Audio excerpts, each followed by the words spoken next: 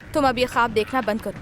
तुम्हें पता होना चाहिए कि तुम क्या सोचते हो और बाकी सब क्या कर रहे हैं। देखो इंटरनेट पे क्या हो रहा है। क्या है, दिखाओ ना।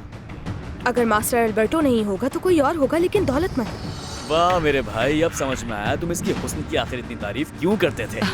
वेल, अगर आप माइंड ना करें तो एक बात कहना चाहूंगा, आप वाकई बहुत खूबसूरत हैं।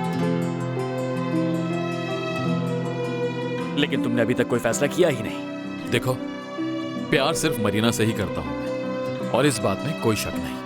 उससे ज्यादा फिक्र तुम्हारे डैड की है कि तुम उन्हें क्या कहोगे। उनका गुस्सा जानते हो ना तुम। इस सब का नुकसान मरीना को हो सकता है, इस बारे में तुमने सोचा है? मैं तो चाहती थी कि वो इस ट्रिप पर अपने साथ वेनेसा को भी ले जाए। एल्बर्टो अकेला नहीं गया, किसके साथ गया है? उसी लड़की मरीना के साथ।